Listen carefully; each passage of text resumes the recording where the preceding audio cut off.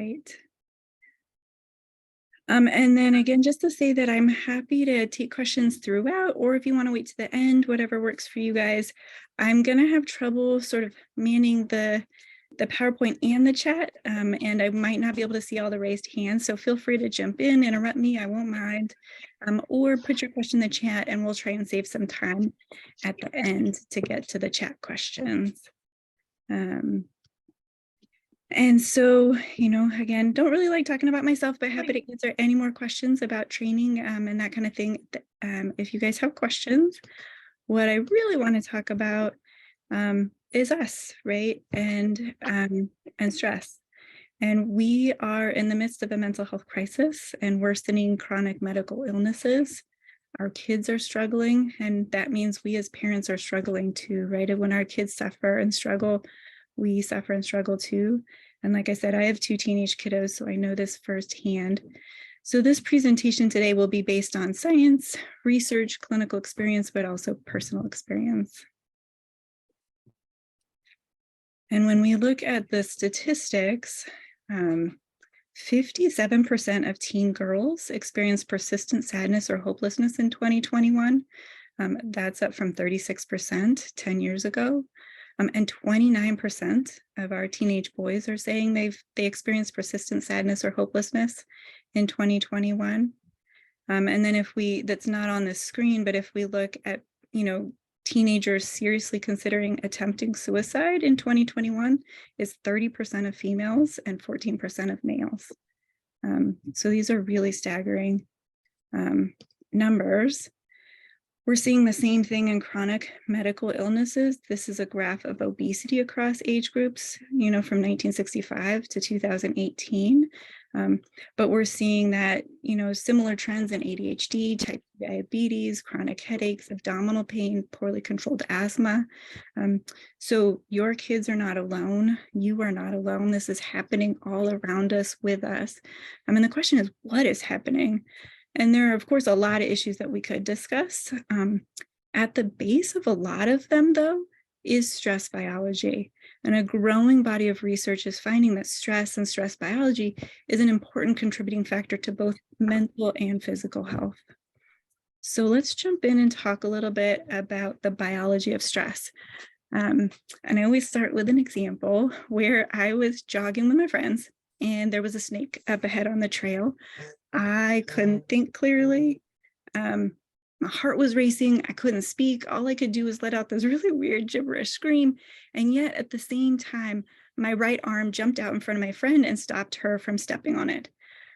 Now, that's pretty crazy and impressive, right? How did that happen? Why couldn't I speak or think? But at the same time, my arm, without me consciously thinking of it, helps my friend. And so these are really cool, impressive biological, physiologic mechanisms that are happening under the surface and often under our conscious awareness. And it all starts with a perceived threat. So let me get to that slide. And you can see the snake on the trail, not the real one, but picture from the internet. But why did I write perceived threat? And that's because, 2 reasons. One, if it was actually a stick that I had seen, but my brain thought it was a snake, the same exact physiologic process would still happen, which is pretty impressive, right? It's kind of crazy to think about. And how we perceive an event is just as critical as the event itself. And the other reason highlighting perceived threat is, what if I have fond memories of coming across a snake with my mom on a camping trip, right? My mom was calm, excited to see the snake. Then when I came across that snake jogging, I probably wouldn't have felt threatened by the snake, right? So it speaks to the power of buffering relationships and calming our threat response system, and really how our experiences shape both, the present and future perceptions and how our stress response is going to act in the future. So then this perceived threat is coming in as sensory input. So our eyes, our ears, our skin, we're seeing it, feeling it, and it's carried to our lower brain through our cranial nerves first. And so that means our lower brain, our emotional brain, is getting all that input before our thinking brain actually even is aware that something happened. It's a split second, but it's enough time for the emotional centers to take over if they want to. And that would be without conscious control. So what does that mean? That means the emotional brain now, the amygdala, often termed the threat detector, that signals the release of actual stress hormones, right? Cortisol, adrenaline, initiating a fight or flight response. And this stress response is largely designed to accomplish three major goals. So that's think quick. This uses our neurologic system. It's designed to shift to quick instinctual emotional thinking, right? In a moment of crisis, I don't want to waste time thinking between plan A, plan B, or plan C. By that time, the snake's already bitten us, right? Number two, get energy to the muscles. So this is engaging our endocrine metabolic systems and designed to direct a lot of our energy to the muscles to help us be ready to fight or run away. And so with that, I'm breathing faster to get more oxygen. I'm mobilizing glucose and amino acids, those protein building blocks, into my blood system.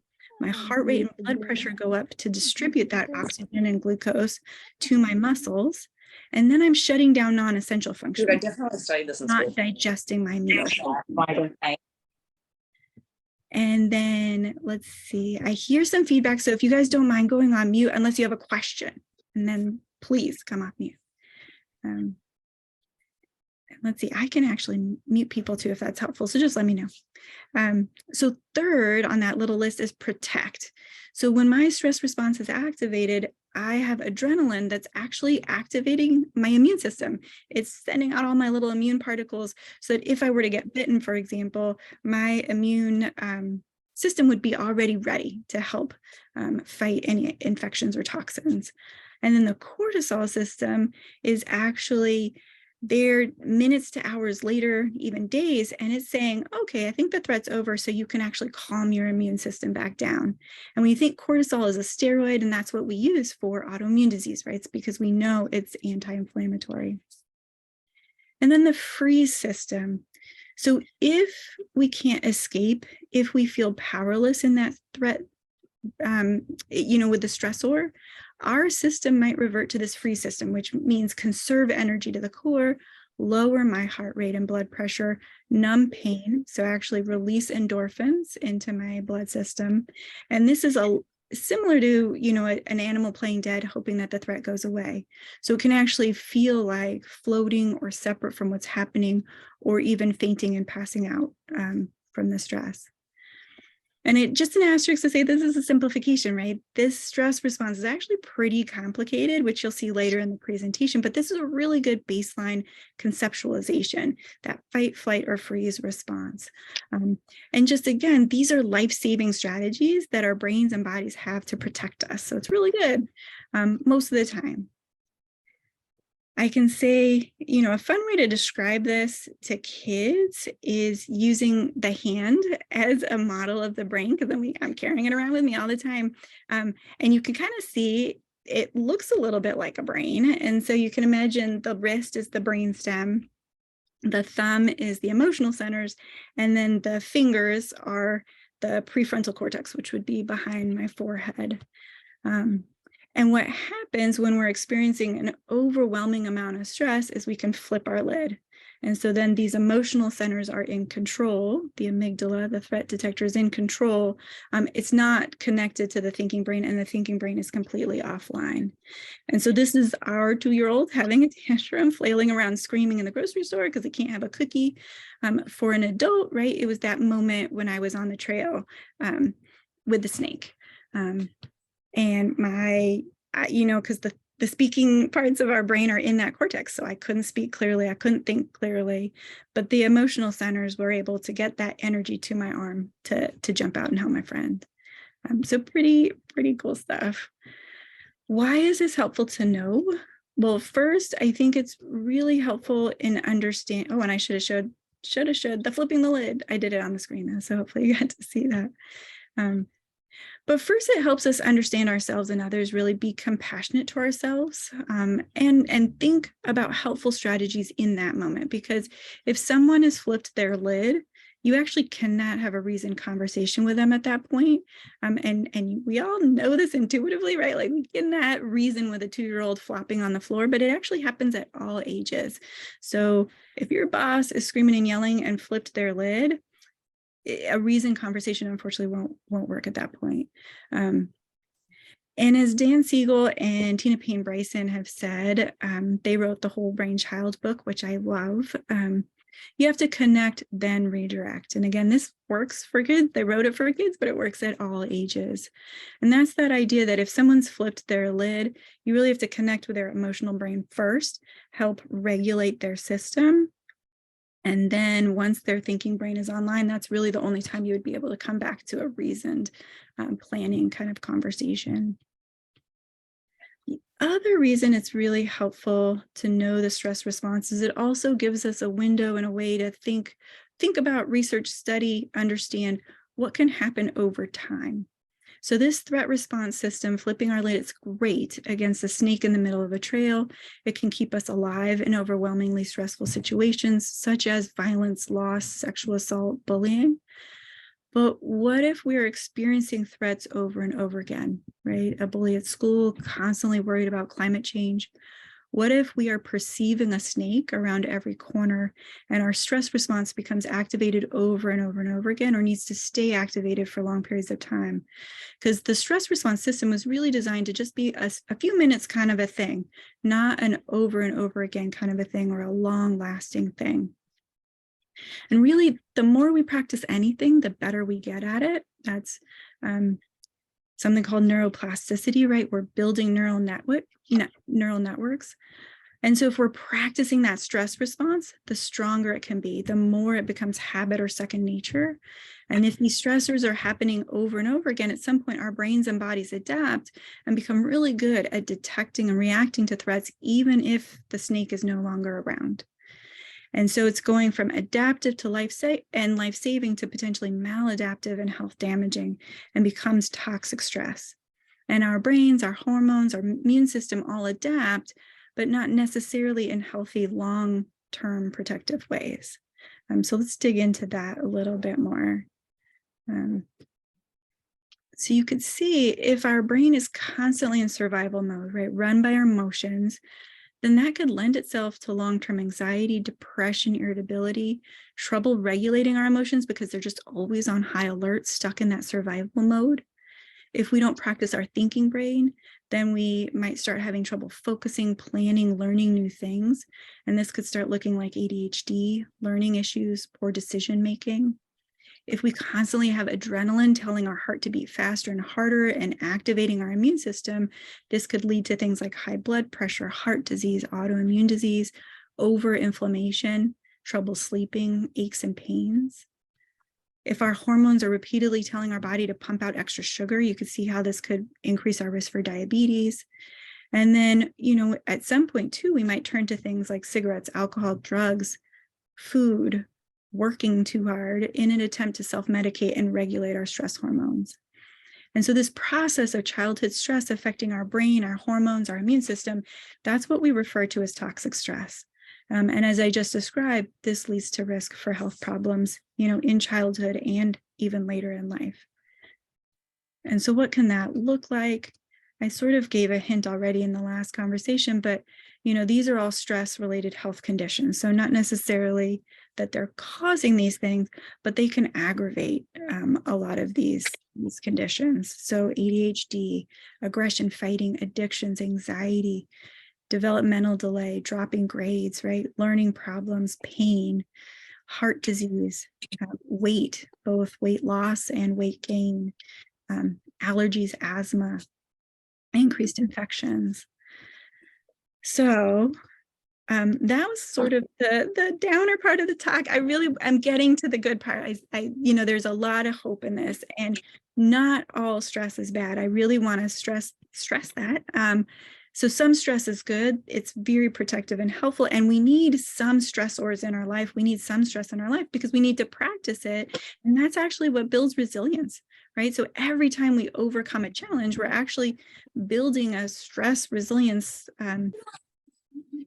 way of facing that next challenge. And we're learning those skills.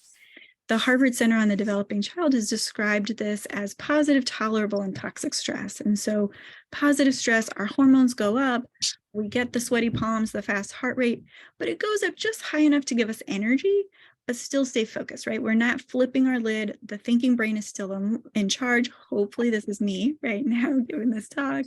This is getting ready for that championship basketball game or taking a test. Tolerable stress, those times when the stressor might be more intense or we perceive it to be really intense. This could be the loss of a loved one, a natural disaster. The stress hormones are elevated more, maybe, and for longer. But we have a support system around us. We have coping strategies. And so over time, eventually, the stress response comes back to baseline. When we're talking about toxic stress, and what we get worried about would be if it's repeated or prolonged activation of the stress hormones, they stay up. And for lack of a better word, we get stuck in that stress mode so that our system is constantly on high alert. And we're in that fight, flight, freeze mode. And some of it could manifest in our thinking and cognition, which we'll talk about, but some of it could manifest in our physical health as well. So chronic headaches, abdominal pain, that kind of thing as well. So stressors, just to mention again, when we're talking about stressors that can lead to toxic stress, we aren't talking about, dad didn't let me have a cookie, mom got mad at me for dinging the car, I have a big test coming up, right? We can set boundaries. I thought I was unmuted. And we can have, expectations for our kids. Some stressors are needed, and we really want to have our kids experience some stress and some stressors so that they can practice overcoming challenges and build their healthy coping strategy toolbox. So what we're talking about are more overwhelming or repeated stressors. So bullying, constant overwhelming school pressures, social pressures, medical trauma, divorce or separation, right? Interpartner violence, longstanding tension in a marriage, discrimination, but also some of those other things that are happening to us today, existential threats with constant fear of climate change and the end of the world. What is that doing to our kiddos? And so can we give them tools to help calm that stress response system so it doesn't lead to toxic stress? Or if it is already leading to toxic stress, how do we heal? And we can heal. So that's what we're going to get to. And unfortunately, these are common. These are all really common. And I could talk about that piece and how we know about how common they are too. But I really want to get to the opportunity. So the rest of the talk is about what we can do. First, some stress is good. And we can prevent and treat toxic stress. We can get unstuck. And like the ancient Japanese art of kintsugi, we can be stronger, more resilient, and more beautiful on the other side of stressors and challenges. So let's spend some time on what do we do? We can address the stressors. We can partner to lower that stress load and address the internal biology of the stress response. And so this is my area of expertise, right? I am not a mental health provider. I am an integrative medical provider. And so I'm going to help with that internal stress biology. And this could include skill building around tools and strategies to calm the stress response, actually lower stress hormones, lower our heart rate, or elevate our heart rate, depending on what our personal stress physiology is, and those long-term healing strategies and interventions. So let's dive into that stress biology piece. And so as I said before, the stress response is actually pretty complicated. Fight, flight, or freeze makes it feel like, oh, it's just 3 little things. But stress can actually impact a wide variety of brain and body processes. So in all of these domains, cognition, hypothalamic pituitary adrenal axis, that's the cortisol releasing axis, or the autonomic nervous system, that's the adrenaline fight flight more part of our system. It can impact our relational health. It can impact reward, pain, and sensory processing, energy metabolism and sleep, and our brain body functioning, which I mentioned before, like the immune system, endocrine and metabolic systems, and our gut brain axis.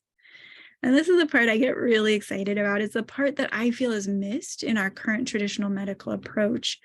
And that's addressing these internal stress biology, getting to that precision medicine approach. Your kiddo may have depression or sleep issues or ADHD. And if stress physiology is a contributing factor, which of these areas might your kiddo need targeted support to really help balance their stress physiology?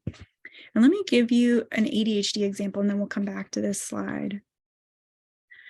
So when we think of ADHD right now in pediatrics, the go-to first-line treatment is stimulants, right? Ritalin, Adderall. But what if we're looking at the catecholamines, adrenaline in somebody's system, and we look at how that thinking brain activity is related to adrenaline?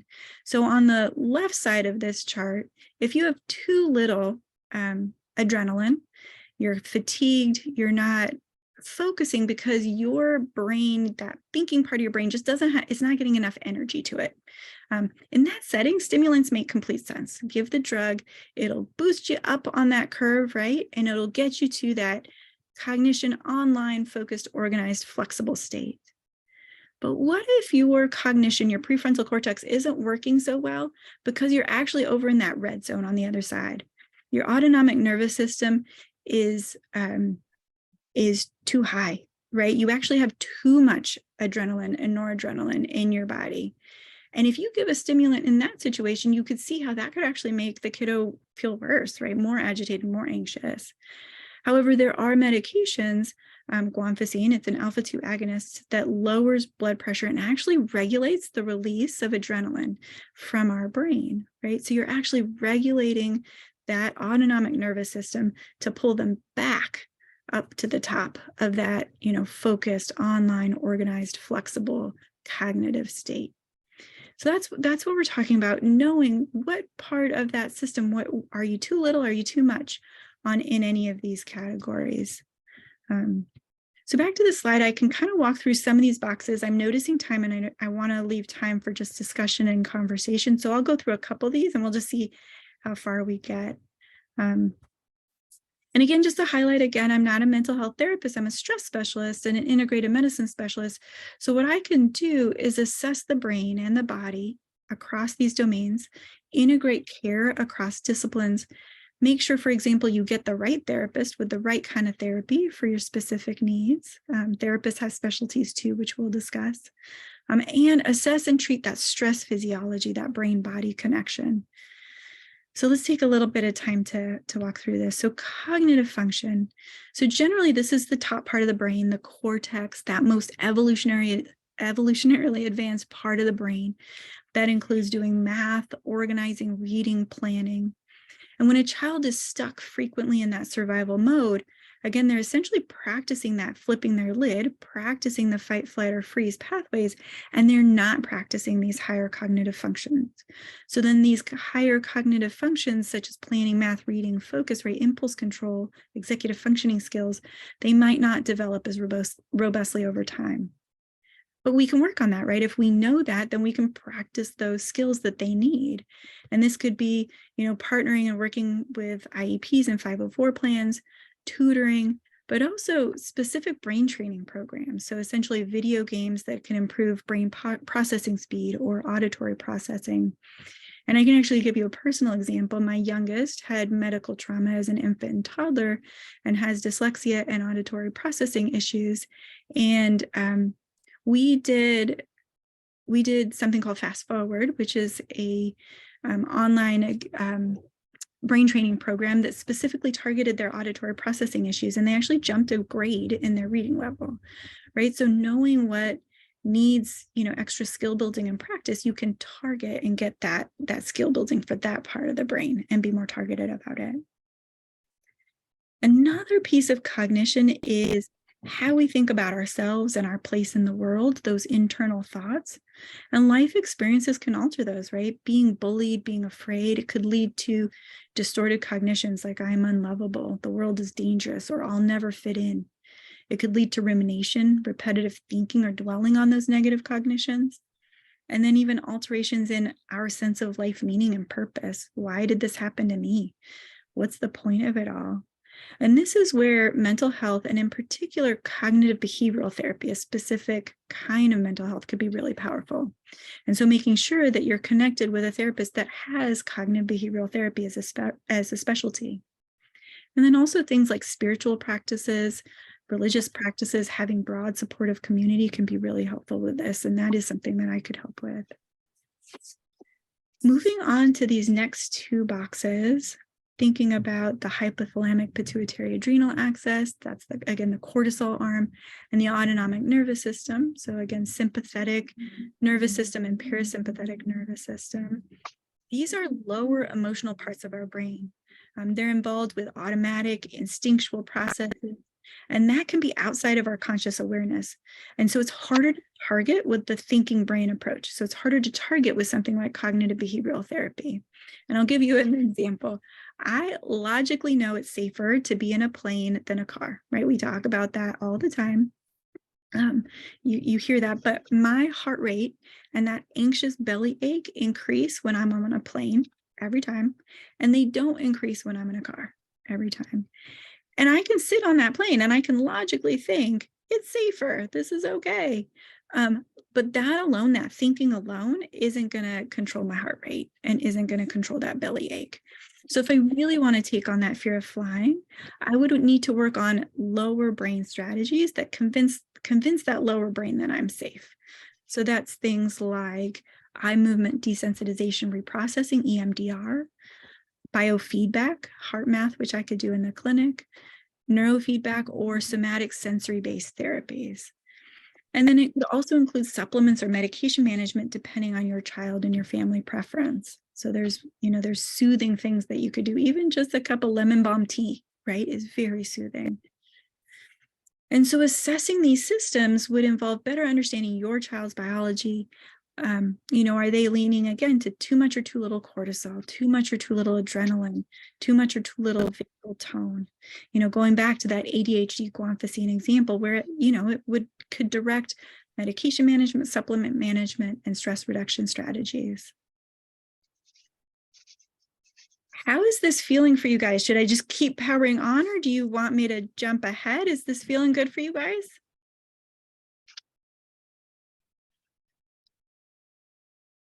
I'm going to take that as I'm going to keep going. Relational health, right? Depending on the stressor, bullying, social isolation, loneliness, rejection can over time lead to lack of trust or difficulty feeling safe or close with others, right? Perceiving relationship as a threat. And on a physiologic standpoint, it can impair our oxytocin signaling. On the flip side, that means healthy relationship skills can be learned. We can create opportunities to develop trusting and safe relationships. We can build that over time. And so we could talk about creating opportunities to get connected. And it can be, things like just getting your kiddo on a sports team or part of a volunteer group, or it could be about skill building, right? Teaching them how to connect with others, their peers, and then also giving you tools to build those strong relationships with your kids. For example, and I know this has happened to me, our kids are more talkative in the car, right? Or right before bed, I want you to go to bed. And that's when you open up and you tell me what's going on with you. Or right before we're supposed to head out to work and school, that's when you tell me what's going on. And what's happening is it's hard to talk about these things, right? When people are staring at us in the dinner table or somebody's, face-to-face asking us questions. So actually, we are all, adults and kids, more likely to share when there isn't that eye contact, when we aren't being asked directly. So we can use this, right? If we know this, then we can use that to guide these supportive conversations with our kiddos. So considering parallel activities. So with little kids, right, that's you're not having eye contact, you're next to them, you're on their level, and you're doing Legos, right? Or blocks. And then for older kids, you could be taking the dog for a walk or going for a ride, a deliberate car ride in the car, just to go out to the beach or something like that. And that's when, connection and conversation can flow more naturally. And then, of course, we could also talk about getting connected to individual couples or family counseling if that's something you're interested in, and making sure it's the right therapist, right? That it's an integrated approach so that we know that therapist has expertise in relationship skill building, and that they know, and we all know, that they're working on trust issues or building connection with peers, and those specific skills. Reward processing. So this is a lot about addictions. We know that stress is associated with increased risk for addictions, like I said before: smoking, alcohol, drugs, food, work, workaholics. There's a really interesting family medicine doc called, his name is Gabor Mate, And he's done a lot of work in addictions. And he describes addictions as a response to human suffering and an attempt to escape suffering. And so addictions really can be seen as the self-medication and self-soothing coping behavior in response to stressors. And a lot of that involves these neurobiologic disruptions in the reward processing pathways. So that would be about really getting to the root. What's the purpose of the addiction? How is it helping the person actually? And then really thinking about replacing that addiction with healthy coping strategies that address that underlying physiologic need. So let me give you an example, because I think that could be kind of helpful in this case. So let's think of two kiddos that are playing video games all the time, and it's driving us crazy, and we're worried that they're just on video games too much. I know this one too firsthand.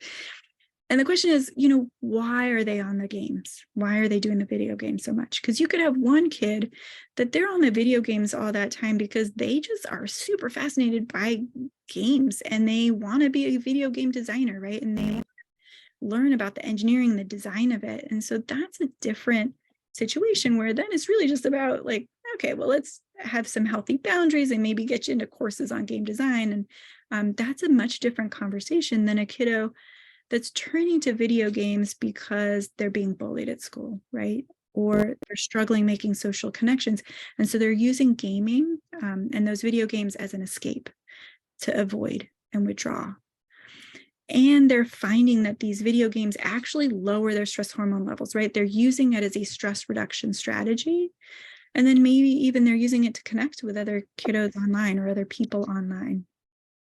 So we'd really want to tease all of those layers apart, right? Because if it's bullying, you want to help them with that bullying situation and give them tools and strategies for that stressor.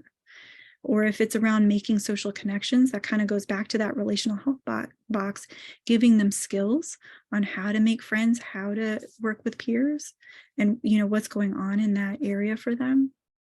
And then finding healthier ways to lower that stress hormone level, so healthy coping strategies. And to highlight with that one, not taking the gaming right away, not taking the video games away cold turkey. Because, if you step back and think about it, if I've had a terrible day at work, boss yelled at me, I lost a project, a client, whatever it is, and I come home, what is my stress thing? What am I going to do to lower my stress hormone levels?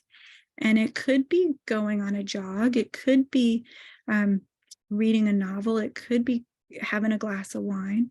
But those things, we're doing them because they actually do help lower our stress hormone levels. And what if I told you couldn't do it anymore, right?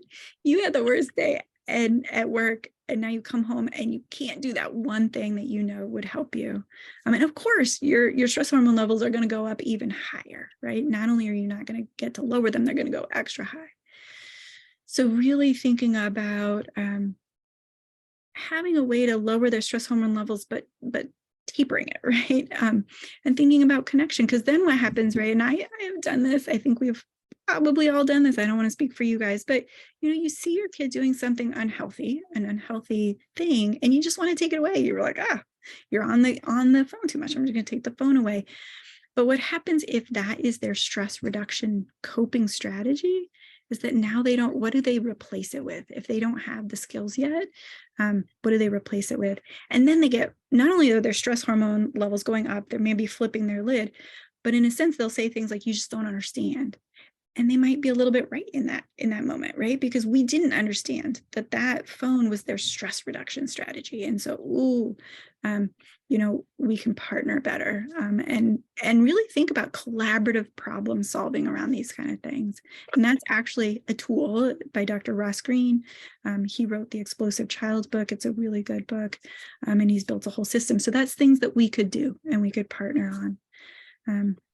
And then even still digging deeper into this, why is the kiddo doing the video games, right? We still talked about, are there other areas in these domains that might need some help? Are they ruminating and having all these negative cognitions that, again, that's why they're escaping to the video games? Then cognitive behavioral therapy might be really helpful for that kiddo. Or are they turning to the video games because they're having that lower brain, internal body, autonomic nervous system, like they feel it in their chest or their belly, and that's what they're trying to avoid and calm? Then in that situation, right, that's that EMDR or biofeedback kind of tools.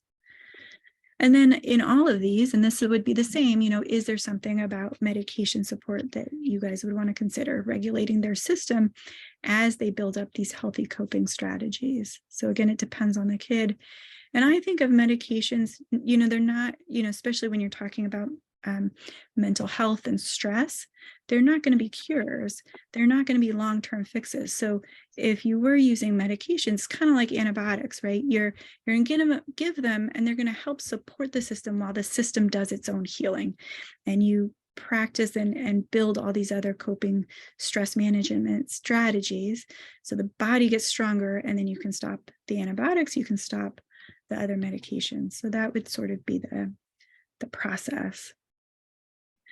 So I'm looking at my notes, there's pain processing, and I'm going to skip actually to the brain body process so we have time to go through the rest of my slides, and then also to talk if you guys have questions. But just to talk about the brain body, a friend, pain psychologist, Rachel Zoffness, she always talks about how the brain and body are connected 100% of the time. And we shouldn't have to say that, right? But we are in so many silos about mental health and physical health as being somehow separate. But really what's happening in my brain, as I've talked about, is influencing my hormones. It's influencing my heart rate and blood pressure and how I digest and metabolize my food and my immune system. So it's all connected. And so let's even just take this immune system and asthma as an example, because I find this so fascinating. You would think that asthma should be not related to stress because all our medications for asthma involve adrenaline and steroids. So let me talk this through. If my stress response is activated over and over again, meaning, for example, adrenaline, cortisol are activated over and over again, at some point our brain and body start decreasing the number of adrenaline and cortisol receptors, right? Because my body is saying, whoa, there's too much of these hormones. I can't take it. So I'm going to actually just kind of pull back and not even produce as many receptors. I'm just not going to be as sensitive to this stuff anymore. And so why is that important for asthma? Again, our treatments for asthma are adrenaline, epinephrine, albuterol, which is in that autonomic nervous system category, using those same receptors, and cortisol is steroids. So those medications might not work as well if we have stress, right? If we've had so much stress that we've downregulated those receptors, we're not as sensitive to those medications. And right now, the medical world doesn't really know about this. And so what they'll say is, oh, they're not compliant. They're not taking the medicines correctly. And in fact, maybe they are taking the medicine correctly, but it's just their body is no longer responding to it. And so what does that mean for stress management, right? So part of it is resetting that stress response system, and that can be super helpful. And then part of it is medication management, right? Increasing the doses of albuterol or steroids, but also thinking of other immune modulating medications. So just again, overall, I'll be meeting with you guys, getting a history, physical exam, questionnaires, labs to really assess these domains and the underlying biology for, what's happening with you and your kiddo, and then a tailored intervention plan that's focused on what your kiddo specifically needs. I talked a ton on that slide, so I'm going to jump to this slide, and I'll do this one a little bit quicker, just to say that these stress busters that you see here from the ACEs Aware Initiative in California, supportive relationships, quality sleep, balanced nutrition, physical activity, mindfulness, experiencing nature, and mental health. These are all evidence-based strategies that are shown to reduce stress hormones, reduce inflammation, enhance brain function. So key mechanisms to counteract that toxic stress response and improve overall health and well-being. So I would really want to optimize all of these areas for you and your kiddo and your family. I have a nutrition example. Should I give the nutrition example or should I keep going? What do you guys think? I can't see faces, so I don't know. Example. I love a nutrition example. Okay, great. Okay, so I'll give the case. So I find it fascinating that the stress response can increase or decrease our appetite, right? And just as an asterisk, this is a problem with stress research and just research in general. Because if you lump all the stress people together and say, what does stress do to their appetite? And you have some over here that are increasing their appetite and some over here that are decreasing their appetite, but you lumped them all together, they're going to average out. And so then you could get a study that says stress doesn't impact appetite, right? So just as an asterisk to where research needs to go. But if you are in the sympathetic nervous system, that autonomic nervous system phase of the threat response, your body, like I said, is actually shifting energy away from digestion. It's towards the muscle and actually making you less hungry. And I bet we've all been in that kind of a phase where just you don't even think of food. Time passes and you're like, oh, I couldn't even think of eating right now. If you're in the cortisol phase, which is generally minutes, to hours, days even after the stressor, your body is actually telling you to stock up in case of another threat. So it's actually telling you to eat and crave high fat, high sugar food. And so recognizing that when we're stressed and we want the ice cream, the potato chips, this is actually biology, right? It's not about blame and shame, and it's not about willpower. And when we try to think about it as willpower, that's when we fail, because we're trying to will ourselves out of our own biology.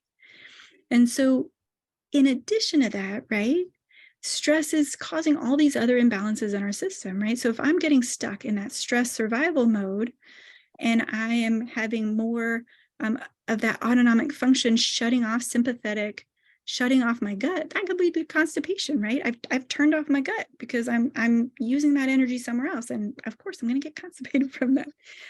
Or if I'm too in that breeze parasympathetic side, I might be getting more diarrhea. So these changes in our vagus nerve, our gut-brain signaling, changes in our microbiome, changes in our immune system, right? All of these things are impacting how our gut is feeling and then how we're going to eat.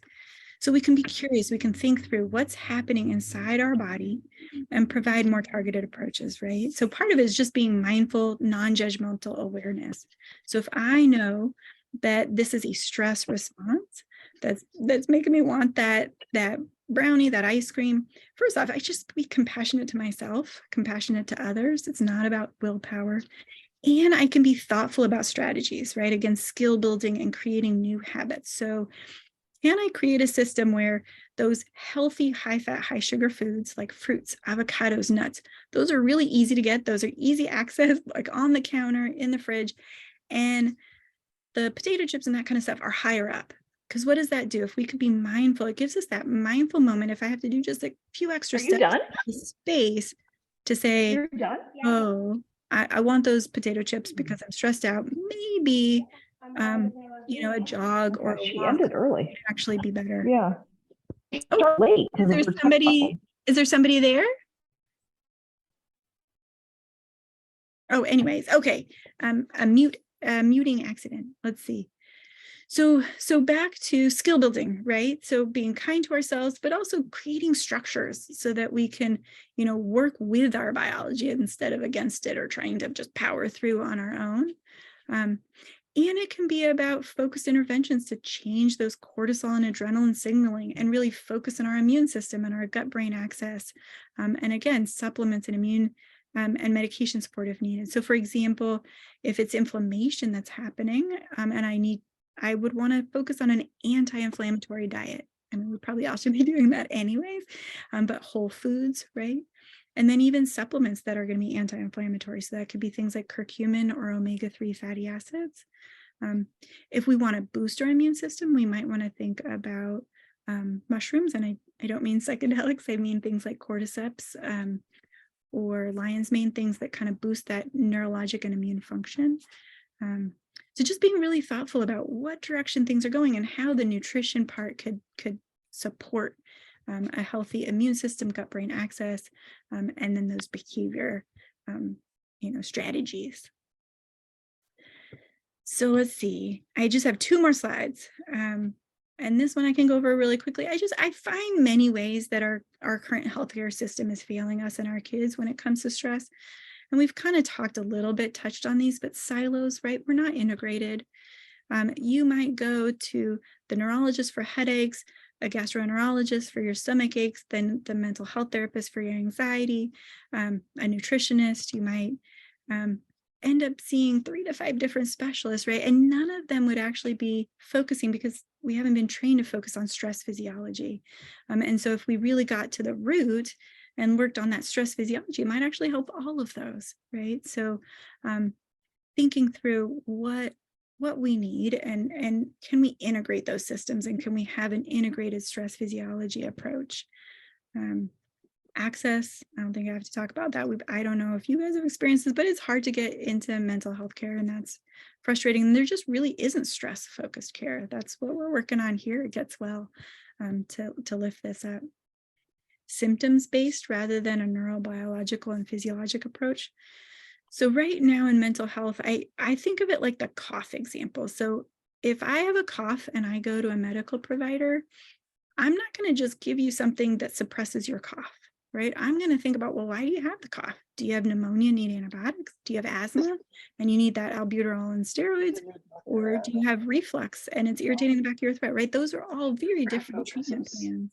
And that's what happens right now in mental health. So that diagnostic statistics manual, the DSM, the way they diagnose mental health issues is they'll say, you have this constellation of symptoms that suggest you have depression. And then they'll say, okay, well, for those symptoms of depression, here's the standard anti-depression medicine. And then we're not surprised when it only works for like 30% of people, right? So there are people in the mental health world that are working on this. There's a really exciting Stanford researcher, for example, Leanne Williams, who's doing precision mental health, and she's actually identified 6 to 8 categories of depression, domains of depression, and figured out which interventions work better for the different types underlying neurobiology. She's actually doing functional brain imaging to see these different types, and lots of people are doing this work. So we can use that work to think through what kind of depression, what is the stress physiology that's happening for your kiddo. And I call it a splatter plot approach, that because it's scatter plot, it sounds like technical, but really what we're doing right now is, even if you know about stress management, you kind of get this thing where you're like, here's 35 things that you could try. Which would you like to try, right? And then it's like, oh, by the way, a lot of them aren't covered by insurance. So as you're trying out these 35 things, you're going to pay for each of them. So, just throwing stuff at us, and we're doing our own independent Google searches, right, to try and patch this all together. But could we do it a different way, right? Could we be more targeted and really think about, well, no, actually for you, for your physiology, for your biology, these are the 3 things that I think could help you more for this reason, right? Because we could target this specific thing that's happening for you and your kiddo. So that's what the StressWell clinic would do, how we would overcome these gaps and partner with you. We'd provide that strengths-based, compassionate, stress-informed approach, and I support you and your family, nurture your strengths, both innate resilience, and then a detailed stress and resilience assessment and report. So we do an almost done. If you're yeah. So I think there's somebody off mute again, just so you know. Why? We can. Why am I listening to it? Rachel, go ahead and mute them. Well, except Yeah, that let's see if I can. I like the fact that she was with GetzWell, and it's called StressWell, and so I think, like, for instance, Cynthia, you're not muted. there's a just lot so of. you know. I know I have to go to like some other place to mute. Did she mute herself? Oh, she did. Yay. Okay, but it sounded positive. She said she was liking things, so that's a good sign. Thank you, Cynthia. So we would do, a detailed stress assessment, and that intake, we'd want to take a little bit of time to get to know you guys, probably 1.5 hours to go through all those domains. And you'd really pull together that latest stress research to evaluate how stress is specifically impacting your child's biology and behavior. And then really think through a more targeted intervention and treatment strategy that really looks at your underlying stress biology. And then those interventions, right, would be around things like skill building for stress management strategies, concrete tools to use in the moment. I'm about to, or I've already flipped my lid, or my kid is flipping their lid. What do I do right now? So that's a lot of that skill building that we would do. And then that collaborative problem solving to really go back and say, what were those triggers so that we could start preventing the flipping of the lid? And those longer term healing strategies, things like biofeedback supplements, and those stress buster domains, really incorporating all that balanced nutrition and physical activity and getting sleep, balanced. And then integrated care across those silos and disciplines. So if you are going to the therapist and the gastrointestinal doc and the neurologist and the behavioral specialist for ADHD and tutor for learning issues, you're really consolidating that and integrating that care, and really thinking about what's underlying all of those seemingly disparate things that are happening. I'd be available for weekly visits, because we're just starting, so I'd have openings, and whole family support. So could support parents, caregivers, siblings, for what you and your family need. May I ask a question? Yeah, please. This sounds wonderful. And I am wondering, how do we contact the office to set up appointments to see you? How do we go about getting that structured? Yes. And I don't think Blake is on here now, but yes, you'd reach out to Blake. Okay, perfect. Yeah. Thank you. Yeah. Yeah, so I thought I was going to leave more time for questions. I apologize for that, but I can also stay on a little bit longer. I have a question if you can hear me. Yeah, I can. Hi, Heather. Hi. So here's what I'm kind of wondering as a way to wrap my head around it. Do you think of this as kind of basic care? In other words, if we don't hold you to it, you don't get quoted, like, do you kind of think everybody needs this? Or do you think of this as more like acute care that we will know when our children need it? That is a fantastic question. And my vision is, yes, that all medical providers would just know about stress physiology, and that would be sort of just a basic thing that everybody is getting trained on and doing. But that is unfortunately a ways away. Currently, it takes about 20 years for research to get into traditional, routine clinical care. But I think, it's kind of like mental health. In an ideal world, we would have child mental health visits. So I could see a scenario where if people wanted to just check in and, fine tune things and optimize things, optimize that stress response, because for what it's worth, a lot of these strategies are used by, elite athletes, for example, to optimize performance. So you could use it in that way. I think for the purpose of this, we were thinking of it more as in, your kiddo's struggling and you want some extra support. But I'm open, this is new, and this is, sort of cutting edge work. So you guys will be helping us, understand what you guys need and want, and helping develop it and craft it. Yeah, I mean, I think it's food for thought for you in the practice to talk about with Dr. GetzWell and things, because that's what I'm kind of thinking, is that as smart as all of us are, as the chief medical officers of our family, Mm-hmm. a lot of times just having a low risk way. Oh no, I lost you.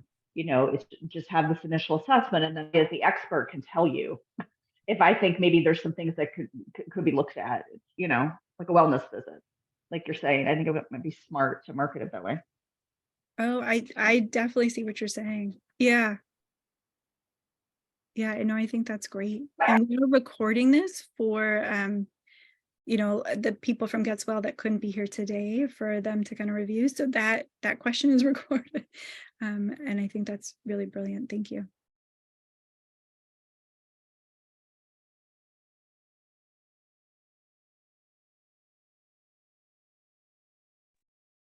Hi, thanks so much for this. This is Beth talking.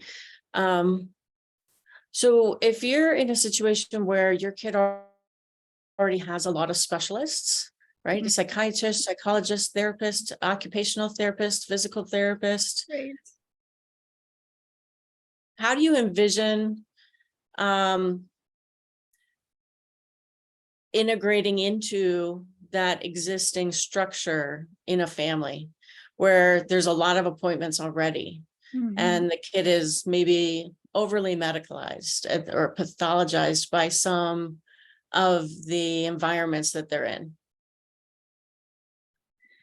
Yeah, I mean, I think it would be a little bit about how you were feeling about your care, in all those different specialties. If you felt like the care was integrated, and if you felt like they were addressing some of that root stress physiology, because, I get that it would be, hard to see yet another specialist.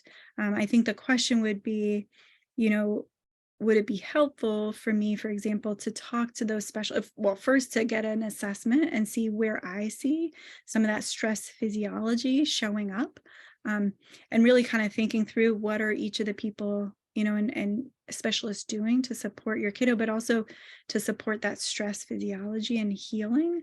And then if you guys were open to it, me actually coordinating, talking to all those specialists and coming up with sort of an integrated plan and seeing if they knew right about these other stress physiology pieces, and really coordinate care across the disciplines.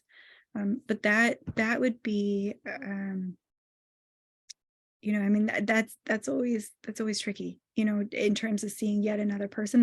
The ideal would be that we get to a targeted core group that's really focusing on that stress physiology, if that's what's the issue, and that we're coordinating care and integrating care. Because I don't know how much your specialists are all talking to each other. That I know I've experienced that problem, where If I may, for Yeah, one thing, it's extremely expensive to get all your specialists to talk to each other on a regular basis because they charge for all of their time.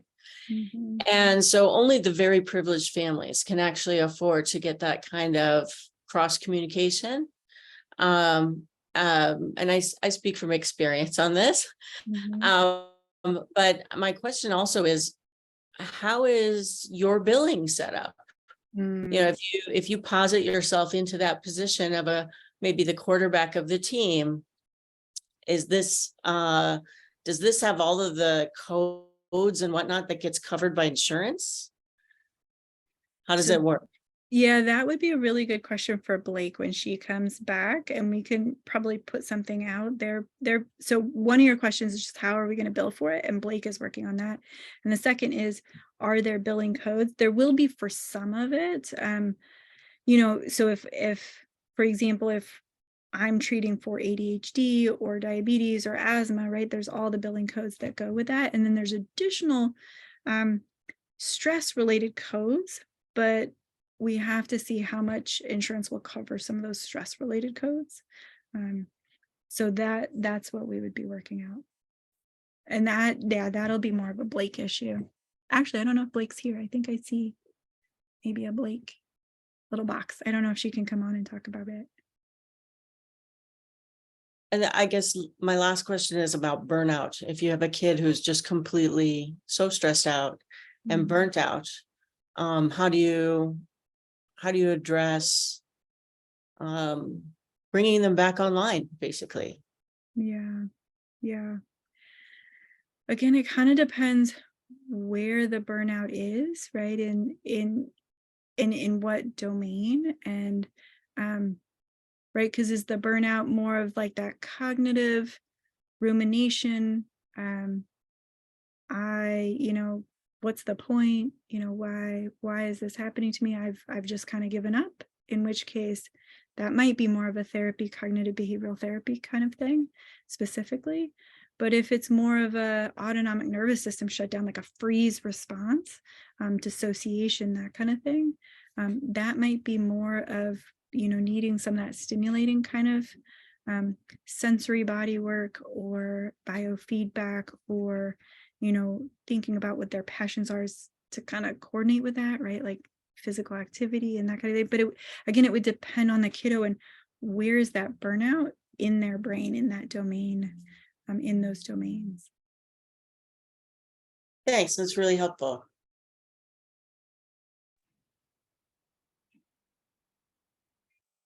This is Heather again. Just building on this conversation with other people's questions.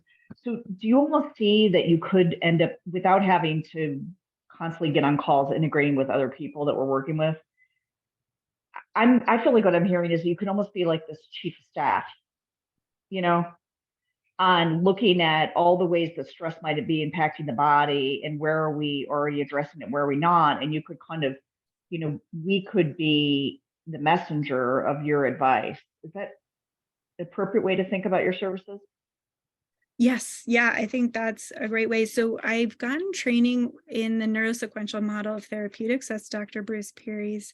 He's an amazing psychiatrist. Anyways, wrote the book What Happened to You with Oprah Winfrey. But so I did his course, and that is a lot of what they talk about being the quarterback, about really seeing the bigger picture and helping. Because one thing that we didn't really talk about is when you think about practicing any part of the brain, we know from neuroplasticity, for example, like piano, take piano.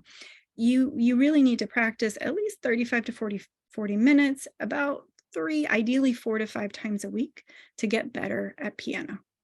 And so take that and think about any skill that we want to build. You really need to do it multiple times a week. And that's one other thing with our current mental health system and medical health system, right? You see a therapist at best once a week, and you see a doctor at best, typically every 3 months to a year to 2 years. So it's not even just quarterbacking with all the specialists, but it's actually quarterbacking with you and the school. And like, how can we put in, 5 to 10 minutes a day or 20 minutes, 3 to 4 times a week of practicing whatever that skill building tool is. So yeah, I love that, Heather. I think that was a great analogy. And that reminds me of how the neurosequential model of therapeutics talks about it too.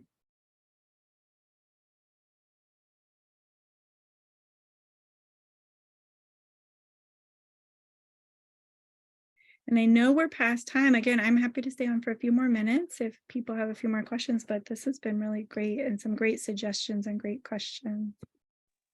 Hi, I just wonder if I could just drop in with a quick question at the end. Yeah. Yeah. So I have a couple of kids with ADHD, different types, one hyperactive, one not. And you can't, you get an assessment by the neuropsych, and then it's kind of like, okay, there's your diagnosis, go and deal with it. And is this kind of like, would it be helpful to like bring them to you and kind of just helping them figure out ways to kind of manage their lives, right? How to get by, and just like stuff like, like time management and stress management and what to do with themselves, because it's kind of, sometimes it's difficult coming from a parent. They don't want to listen to that kind of stuff. And is that something that is this kind of the right place to be for something like that? Like executive function, things like that, and putting a plan together? Yeah, definitely. And it's resonating with me because my youngest also diagnosed, and I shouldn't even say diagnosed, did the neuropsych testing, and the school told me that they had ADHD. And for them, I've always wondered, and I've, and now they're older. And so, we did more testing, but they actually have auditory processing issues, right? And so a lot of what was happening for them, where it looked like ADHD, was actually more that they couldn't, it took them a few seconds to catch up to what people were saying. So then they were getting frustrated because they kept getting lost in what people were saying. So then they were always behind, and that stressed them out. So then they'd get kind of fidgety, and then they'd lose track of what was happening. Right. So I think it could be really helpful to think about, what's happening underneath for your kiddos, and are there, specific, targets for each of them, because it sounds like you're having 2 different kiddos with 2 different probably underlying, domains that are either over or underactive. And so thinking through some of those strategies for them separately, probably.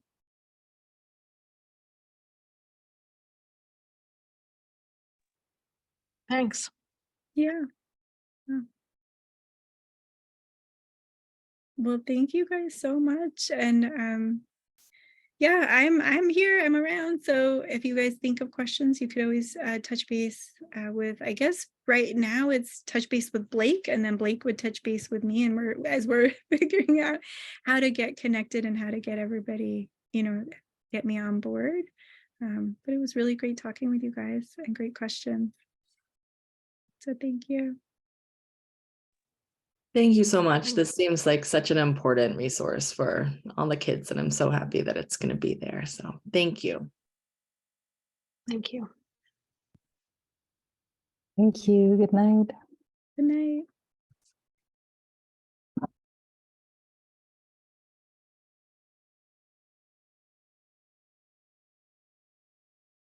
And then Blake, just a quick question about the recording.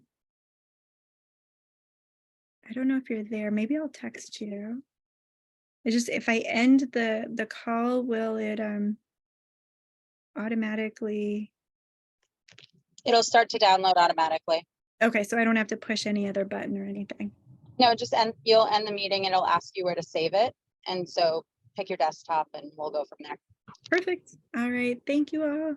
Thank you, Blake. Bye.